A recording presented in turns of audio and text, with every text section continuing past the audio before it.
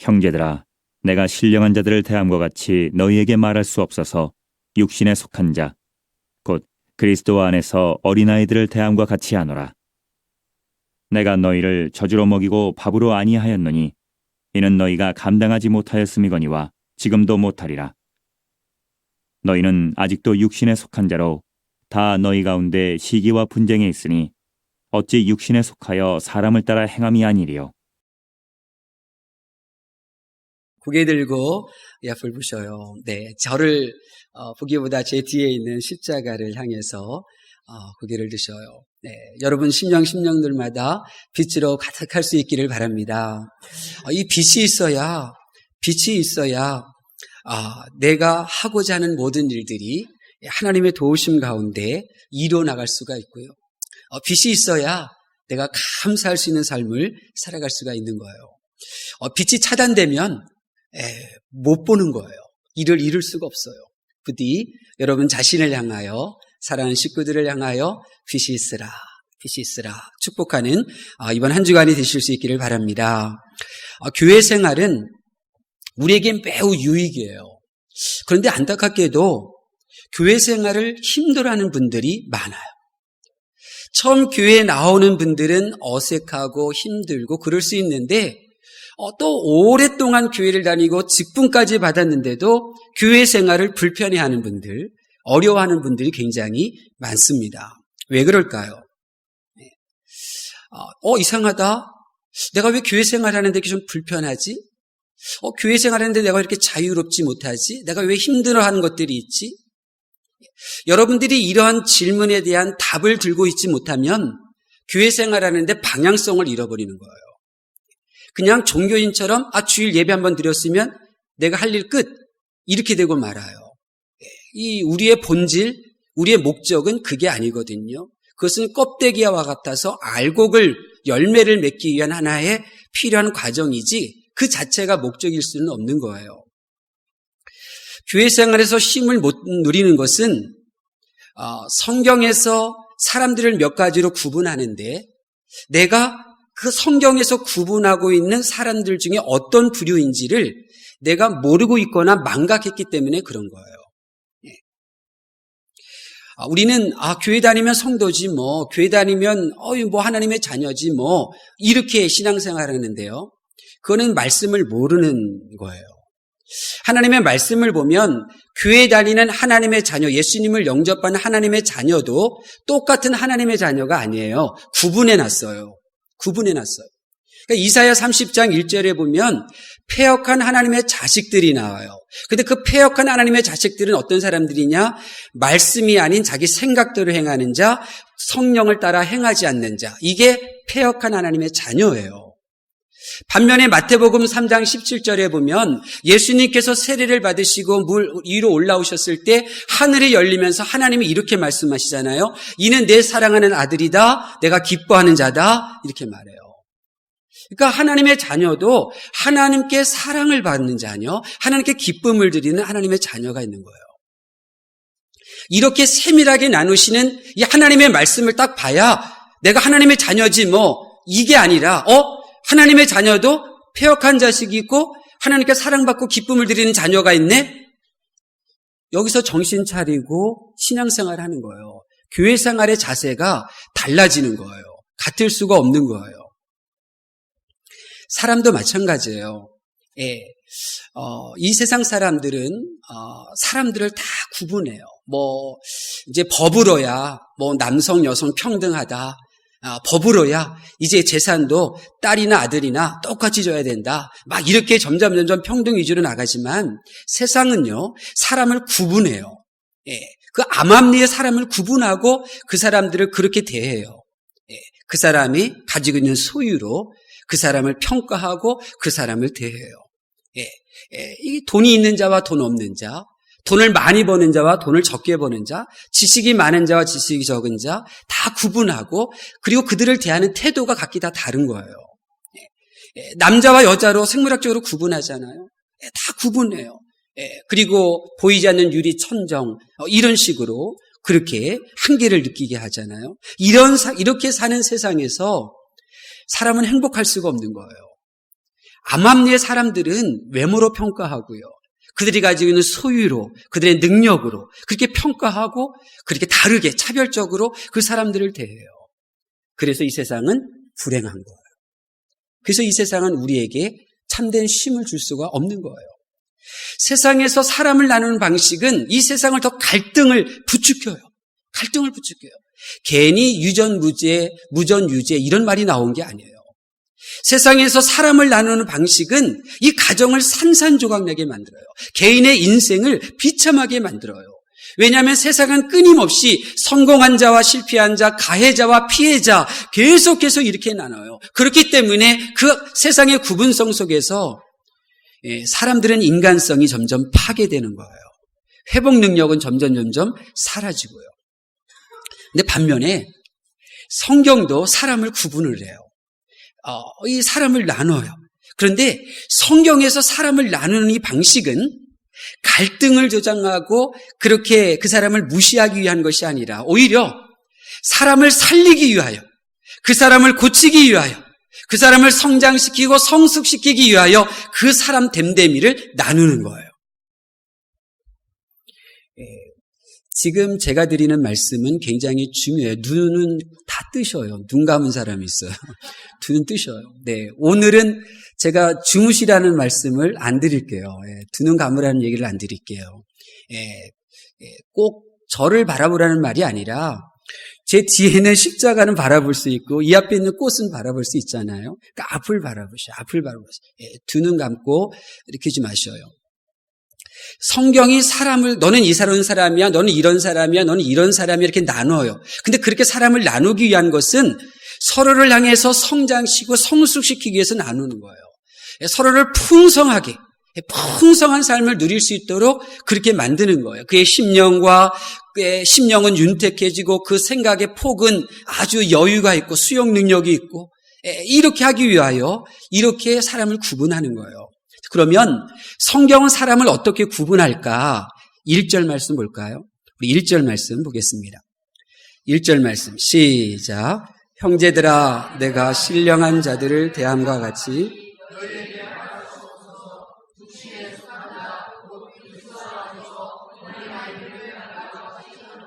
아멘. 성경은 크게 사람을 둘로 나누고 있어요. 신령한 자와 육신에 속한 자. 신령한 자는 영이 살아있는 사람을 말하고 육신에 속한 자는 영적으로 죽은 자를 말하는 거예요. 그러니까 예수님을 믿지 않는 사람을 이 육신에 속한 자다 그렇게 말해요. 그러니까 사람이 누구냐면 인간은 어머니 뱃속에서 이 생명을 가지고 태어날 때 영적으로는 죽은 상태라는 거예요. 사람은 영적으로 죽은 상태로 이 세상에 태어나는 거예요. 근데 성경은 좀 더 구분해서 사람을 이렇게 구분해요. 육에 속한 사람, 영이 죽은 사람. 예수님을 영접해서 거듭났으나 육에 속한 습성을 여전히 가지고 있는 영적인 아기. 그리고 영적인 아이, 영적인 청년, 영적인 부모. 이렇게 사람을 구분하는 거예요. 그러니까 교회에 오면서 나는 빨리 집사 되고 빨리 장로 될 거야. 그거는 성경을 모르는 거예요. 성경을 모르는 거예요. 성경은 사람을 영이 죽은 육에 속한 사람, 예수님을 영접해서 영은 살아있으나 아직도 옛된 육신의 습관에 매여져 있는 영적인 아기, 그리고 영적인 이 밥을, 하나님의 말씀을 받아 먹을 수 있는 영적인 아이, 그리고 일할 수 있는 영적인 청년, 그리고 아기를 낳을 수 있는 영적인 부모, 이렇게 구분을 하는 거예요. 그러니까 교회 나오면 내가 빨리 장로 목사 돼야지 이것이 아니라 내가 빨리 영적인 부모가 되어야지 이 목적을 가지고 교회 생활을 해야 되는데 이런 것을 모르니까 여전히 오늘 고린도 교회 성도들과 같이 영은 살았으나 그 행동, 그 말은 이 육신에 속한 영이 죽은 자의 모습을 그대로 보여주는 거예요. 그대로 보여주는 거예요. 교회를 다니는 이곳에 예배드리는 저와 여러분은 성경이 말하는 이 사람들 중에 한 부류에 속해 있어요. 좀 더 구체적으로 육에 속한 사람은 어떤 사람인가? 또 이 영으로 예수님을 영접해서 영으로 거듭났으나 아직까지도 육신의 습관, 육신의 이 사고, 육신의 이 세계관, 가치관, 인생관을 버리지 않은 이 영적인 아기, 영적인 악인은 어떤 사람인가? 3절에 기록되어져 있잖아요. 3절 말씀 볼까요? 3절 말씀 시작. 너희는 아직도 육신에 속한 자로다. 너희 가운데 시기와 분쟁이 있으니 어찌 육신에 속하여 사람을 따라 행함이 아니리요. 여러분, 이 말씀이 그냥 읽지 마시고요. 이 말씀을 기록한 바울 사도의 마음으로 한번 읽어보세요. 너희는 아직도. 이 아직도라는 단어를 기록할 때 바울 사도가 울컥했을 것 같아요. 하나님의 그 아픈 마음, 아직도 이 단어에서 그대로 육신에 속한 자로다. 아직도 그 수많은 세월 주님을 영접하고 교회 생활하고 그 오랫동안 예배를 드렸음에도 불구하고 아직도 영이 죽은 그런 사람들이 행하듯 말하듯 그렇게 생각하듯 그런 세계관으로 살아가는 육신에 속한 자다. 이렇게 말하고 있는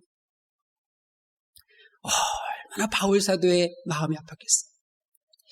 그러면서 육신에 속한 자의 모습 특징을 두 가지로 이야기하잖아요.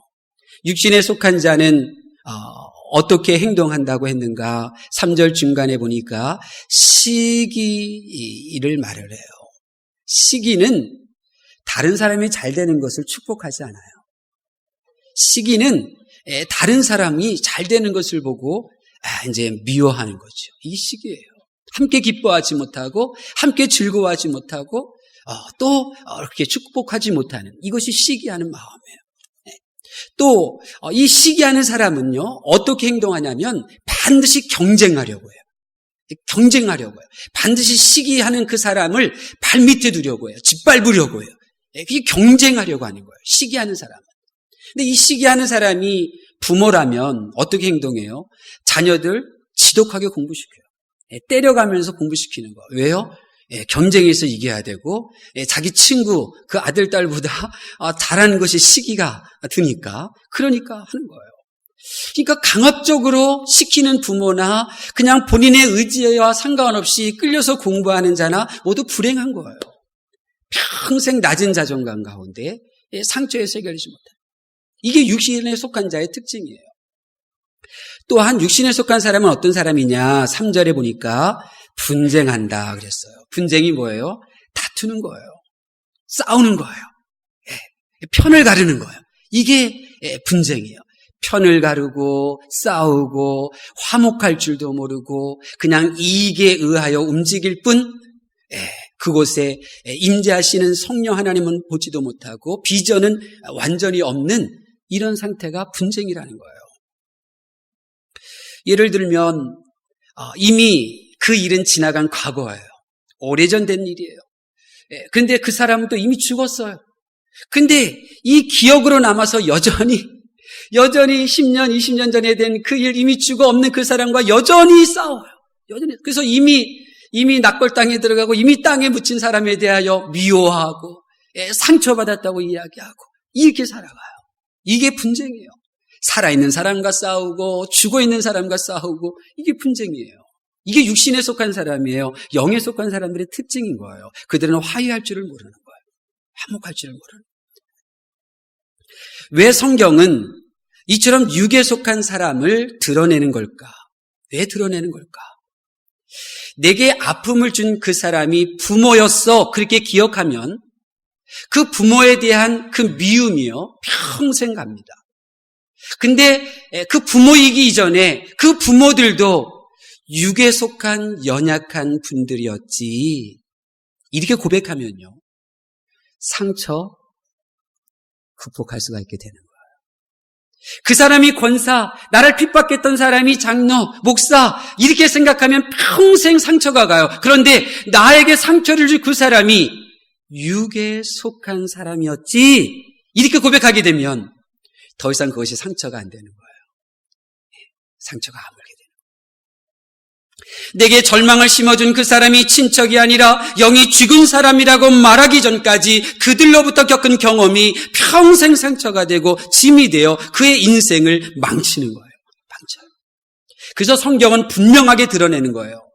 그로 인해 아팠어? 그로 인해 힘들었어?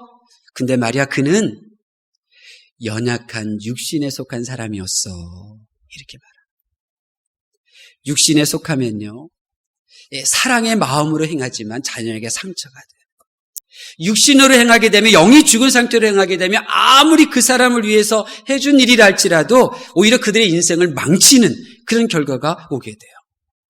육신에 속한 부모와 친척, 그리고 그 사람들로 인하여 평생 힘들어하는 분들이 너무너무나 많아요.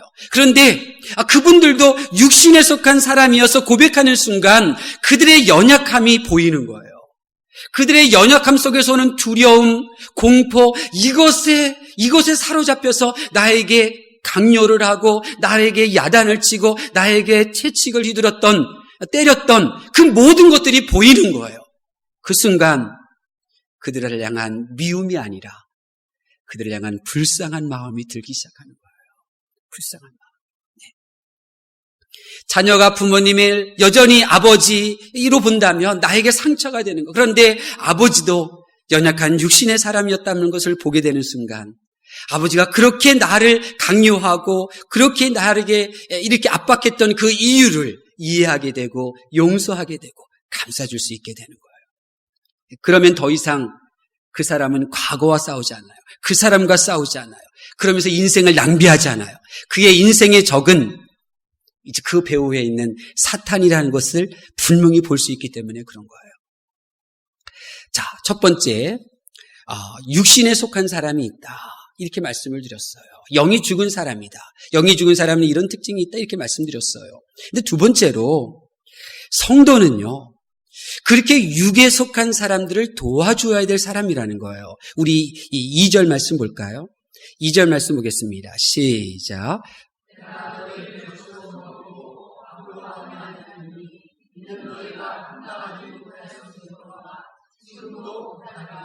아멘. 성도 주변에는 이런 육신의 사람들이 있거든요. 이들을 도와주려면 우리는 밥을 먹어야 된다는 거예요. 밥을 먹어야 돼요. 밥을 먹지 아니하면 영이 죽어있는 이 육신의 사람들을 우리는 섬길 수가 없어요. 우리 주변에 있는 이 육신의 사람들이 어떤 사람이냐면요, 이런 사람들이요, 이렇게 말하면 그분은 육신의 사람이에요. 아직 영이 죽어있는 사람이에요. 나는요, 기적을 믿을 수 없어요. 이러면 육신의 사람이에요. 육신의 사람들은 기적을 못 믿어요. 그런데 동시에 육신의 사람은요, 또 기적을 믿으려고 해요. 믿고 싶어 해요. 그래서 우상을 섬기고요. 그래서 점을 치러 다니고요. 그런 거예요. 그러니까 육신의 사람은 이런 이중성이 있는 거예요. 동시에 하나님의 존재를 난 믿을 수 없어요. 이렇게 말해요. 어떻게 그분이 있는지 없는지 우리가 알 수 있겠어요? 이렇게 불가지론자죠. 안 믿으려고 해요. 이 사람들이 육신에 속한 사람. 그리고 육신에 속한 사람은 교회나 그리스도인을 향한 분노하는 마음이 가지고 있어요. 교회 다니는 것을 끔찍히 싫어해요. 왜냐하면 하나님에 대해서 모르기 때문에 그런 거예요. 성경에서 말하는 하나님은 어떤 분이시냐면 나를 도와주시는 분이거든요. 나에게 유익을 주려고 하시는 분이거든요. 근데 이 진리의 말씀을 모르기 때문에 교회 다니는 것을 싫어하는 거예요. 하나님을 안 믿겠다고 말하는 거예요. 그러니까 하나님의 진리에 대해서 몰라. 이게 바로 육신의 사람인 거예요. 영이 죽어있는 사람이라는 거예요. 또 육신의 사람의 특징이 뭐냐면 스스로 선하다고 여겨요. 나는 법 없이 살 수 있어. 난 예수도 필요 없어. 나는 착한 사람이야. 이렇게 생각해요. 또 반면에 나는 너무너무나 죄가 많아서 나는 구원받을 수 없어요. 또 이렇게 생각을 해요. 이게 육신에 속한 사람, 영이 죽어있는 사람들의 특징인 거예요. 그들은 이렇게 생각해요. 네.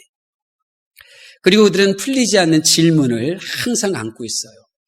어떻게 하나님이 이 세상을 통치한다고 하는데 이 세상에 그렇게 잔인한 일들이 일어날 수 있습니까? 그들은 질문을 던지죠. 역사 속에 나타난 교회의 폭력, 특별히 십자군 전쟁, 이런 것들을 어떻게 나에게 설명해 줄 수 있습니까? 그들은 질문을 던져요. 질문을 던져요. 교회는 내게 상처를 주었습니다. 나는 신의 존재를 알 수 없습니다. 그들은 육신에 속한 사람들은 매우 심각한 질문을 가지고 있어요. 예, 질문을 가지고 있어요. 그리고 잊을 수 없는 상처들을 가지고 있죠. 그래서 그들의 문제는 스스로 해결할 수가 없는 거예요. 육신에 머무는 한 결코 그들의 문제를 풀 수가 없어요. 그래서 성도들이, 이 영이 죽은 사람들 주변에 있는 성도들은 반드시 밥을 먹어야 되는 거예요. 밥을 먹어야 되는 거예요. 밥을 먹어야 그 하나님 좀 보여줘 하는 그 사람들에게, 나 하나님 믿을 수가 없네, 그런 사람들에게 내가 만난 하나님을 들려줄 수가 있는 거예요. 내가 만난 하나님의 이야기를, 그분이 나의 인생에 어떻게 개입해 들어오셔서 나를 어떻게 변화시키셨는지, 나의 인생에 들어오신 하나님께서 나의 세계관을 어떻게 바꾸셨는지, 그 이야기를 유괴 사람들에게 개인적으로 들려줄 수가 있는 거예요. 저주로는 안 돼. 이 밥을 먹어야 이런 사명을 감당할 수가 있는 거예요. 그래서 하나님께서 저와 여러분을 이 북악교회로 부르신 거예요. 이 말씀 중심의 교회, 기도하는 교회로 저와 여러분을 불러주신 이유는 여러분의 주변 사람들에게, 또 이 교회 주변에 이 영이 죽은, 이 육신에 속한 사람들이 너무너무나 많은 거예요. 그래서 여러분들이 빨리 말씀 받아 먹고 빨리 기도하고 이 밥을 먹어서 힘을 내서 영적인 청년이 되어서 이 영으로 죽어있는 이 사람들을 잘 돌보라고, 그들을 불쌍히 여기며 하나님은 이런 분임을 삶으로 보여주고 예수님은 이렇게 사셨다고 그들의 언어로 보여주고, 그렇게 사역자로 쓰기 위하여 여러분들을 이 주님의 몸된 교회로 불러주신 줄로 믿습니다. 하나님의 말씀을 경청하는 성도 여러분, 제가 지금 말씀드린 것이 첫 번째는 육의 사람이 있다, 영이 죽은 사람들이 있다, 그렇게 말씀을 드렸어요. 그리고 성도는 이 빨리 밥을 먹어서 이 영이 죽은 사람들을 주님께로 인도하는 그런 삶을 보여줘야 될 사명이 있다, 이렇게 말씀을 드렸어요. 근데 우리의 문제가 있어요. 우리의 문제는 3절에 나와요. 우리 3절 말씀 다시 한번 볼까요? 3절 말씀 보겠습니다. 시작. 너희는 아직도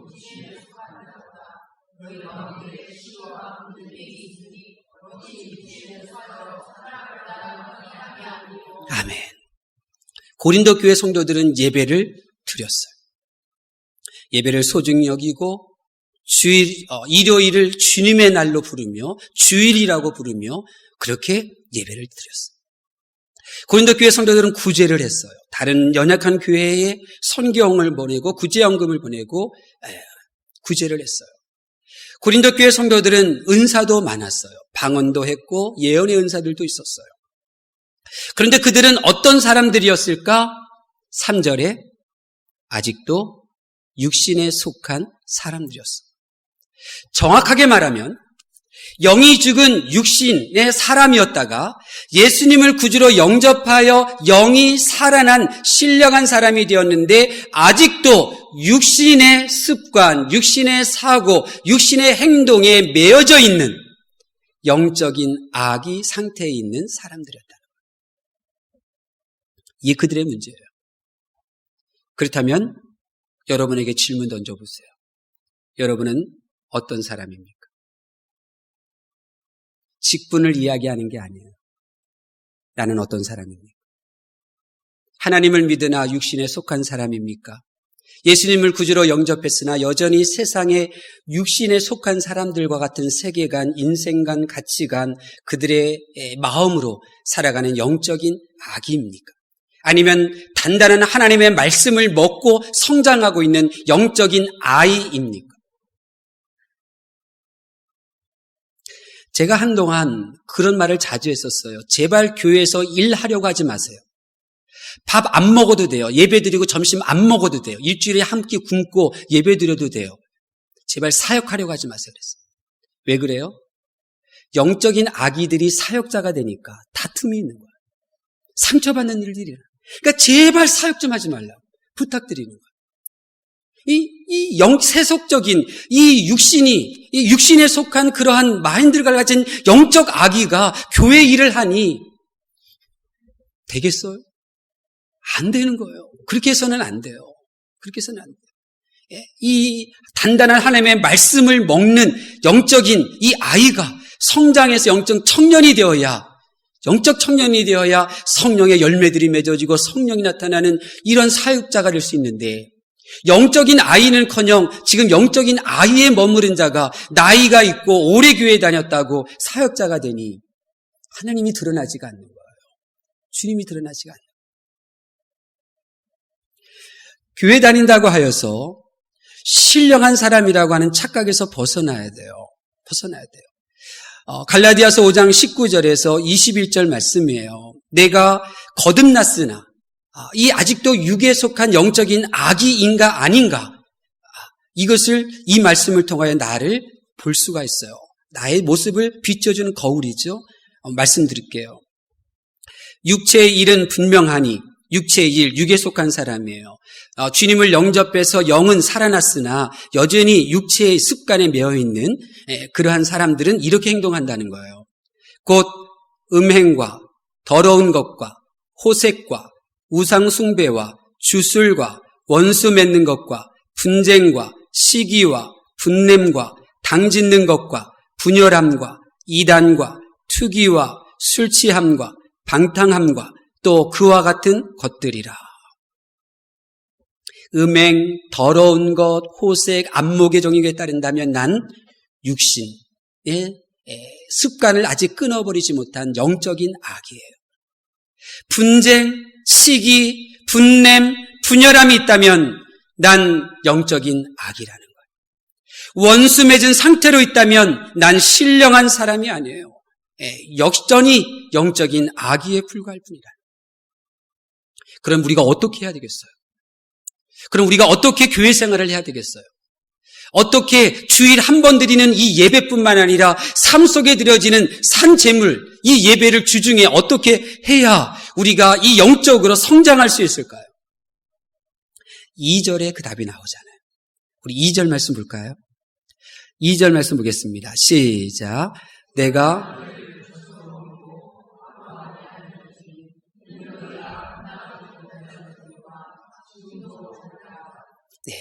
두 가지예요.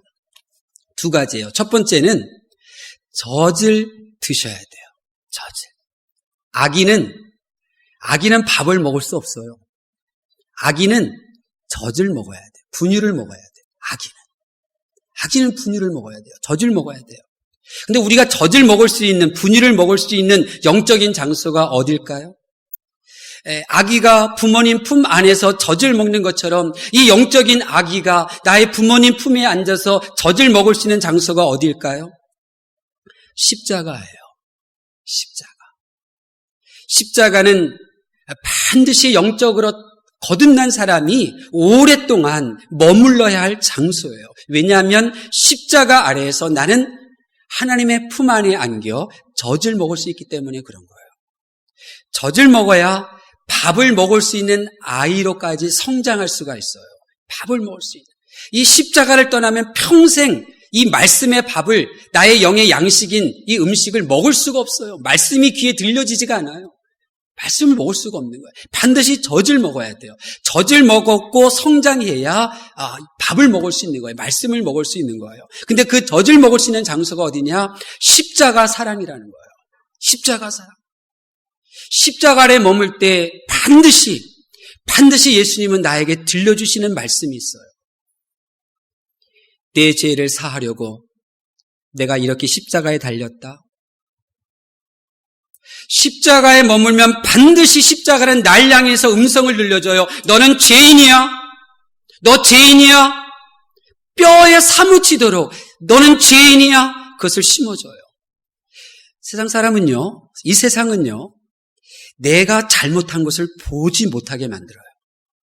항상 내 잘못은 인정하지 않고 상대방의 잘못만 크게 보이게 하고 잘못만 이야기해요. 그래서 싸우는 거죠. 근데 성경은 네가 죄인이야 이것을 알려줘요. 그러면 나는 입 다무는 거예요. 내가 죄인인데 뭐 네가 나한테 잘못했지. 니나 나나 똑같은 죄인인데 뭐 괜찮아. 그럴 수 있지 뭐. 다른 거예요. 이렇게 십자가 아래 머물러 내가 철저한 죄인이구나. 내가 정말로 죄인이었구나. 정말 나보다 큰 죄인이 없구나. 이 십자가 아래서 이런 고백을 하지 않는 한 그 사람은 절대로 하나님의 말씀을 영의 양식으로 먹지 않아요. 성장하지 않아요. 나에게 복을 주고 나에게 축복하는 말씀만 들리지 전혀 말씀을 먹지 않는, 성장하지 않는 그러한 절뚝발이 신앙인이 되고 마는 거예요. 내가 죄인임을 고백하는 그 십자가는 내가 이 영적으로 거듭난 출산의 장소일 뿐만 아니라 내가 하나님의 말씀의 밥을 먹을 수 있는 하나님의 품 안이라는 거예요. 영이신 하나님이 영의 사람으로 태어난 나를 품고 계시는 그 장소, 내가 밥이신 말씀을 먹을 수 있도록 나를 보호하고 지켜주시는 장소가 바로 십자가예요. 그러니까 매일 매 순간마다 여러분은 십자가 앞으로 나가야 되는 거예요. 십자가를 생각하셔야 되는 거예요. 왜 예수님이 십자가에 달리셔야 했는지를 철저하게 생각해야 돼요. 사역보다 우선이에요. 영의 사람은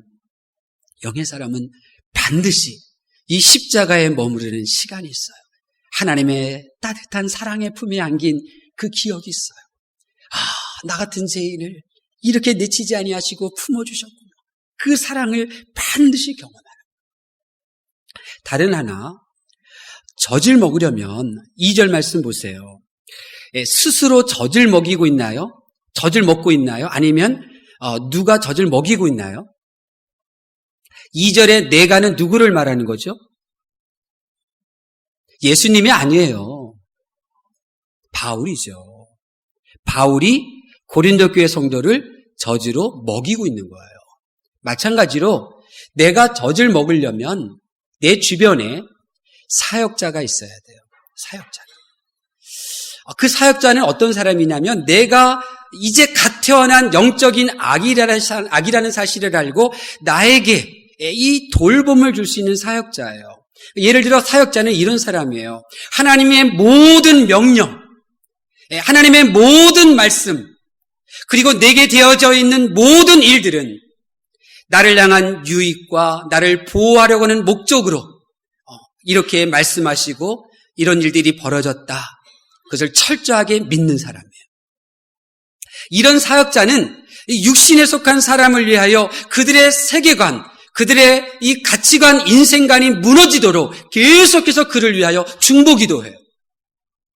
그 사람이 주일날 교회에 나왔으면 좋겠다가 아니라 그 사람의 세계관, 그의 인생관, 그의 가치관이 철저하게 무너지고 성경적인 세계관, 성경적인 인생관, 성경적인 가치관이 세워지도록 끊임없이 하나님 앞에 무릎을 꿇어요. 이 사역자는 하나님을 만난 이야기를 가지고 있어요. 하나님께서 나의 인생 가운데 어떻게 개입해 들어오셔서 나에게 어떻게 말씀하시고 나를 어떻게 변화시켰는지를 이 갓 태어난 영적인 아기에게 들려줄 수 있는 믿음의 이야기가 그분에게는 많아요. 그분에게 많아요. 이게 사역자예요. 이 사역자가 그분 옆에 있어야 돼요. 만나면 먹는 이야기, 만나면 여행 다니는 이야기, 만나면 누구는 어떻고 누구는 저랬고 육신의 이야기만 하는 사람, 그분과의 만남은 점점 줄이셔야 돼요. 여러분에게 이 믿음의 이야기를 들려줄 수 있는 사역자를 가까이 만나야 돼요. 그래야 그것이 여러분이 젖을 먹는 거예요. 젖을 먹는 거예요. 빨리 매일매일 젖을 먹고 성장하여야 이 영적인 아이가 될 수가 있는 거예요. 사랑하는 성도 여러분, 부디 이번 한 주간 동안도 십자가를 향하여 나아가십시오. 그리고 여러분에게 정말 믿음의 이야기를 들려줄 수 있는 그런 사람들과 대화하시고 그분들과 만나시고 그분들과 시간을 보내십시오. 그러면 여러분은 하나님의 품 안에 안겨진 아기와 같이 그렇게 무럭무럭 자라나서 어느 순간 이 말씀이 영의 양식이었네. 그런 말씀을 가까이 하고 그 말씀을 먹을 줄 아는 영적인 아이가 될 거예요. 여러분이 퀴티를 가까이 하고 또 말씀을 먹게 될 때 여러분은 어느 순간 부쩍 자라서 영적인 청년이 되어 우리 북악교회에 없어서는 안 될 교회의 귀한 일꾼이 될 줄로 믿습니다. 하나님께서 사랑하시는 성도 여러분, 하나님께서는 어둠 속에 고통당하는 우리들을 빛으로 불러주셨습니다. 이제 우리 주변에 있는 어둠 속에 있는 모든 사람들, 육에 속한 사람들, 참된 평안과 기쁨이 없는 육의 사람들을 섬기라고 우리를 사역자로 불러주셨습니다. 이제 십자가를 향하고 십자가에 머무르고 믿음의 이야기를 나누어 하나님의 말씀을 영의 양식으로 삼아 성장하십시오. 그리고 영적인 청년이 되십시오. 그리고 하나님께 쓰임받아 여러분 주변에 있는 육신에 속한 영이 죽은 사람들을 섬겨서 그들을 영적인 사람으로 출산시키는 영적인 부모들이 되실 수 있기를 바랍니다. 하나님께서 여러분을 도와주실 줄로 믿습니다. 여호와는 내게 복을 주시고 너를 지키시기를 원하며 여호와는 그 얼굴로 내게 비치사 은혜 베푸시기를 원하며 여호와는 그 얼굴을 내게로 향하여 드사 평강 주시기를 원하노라. 아멘.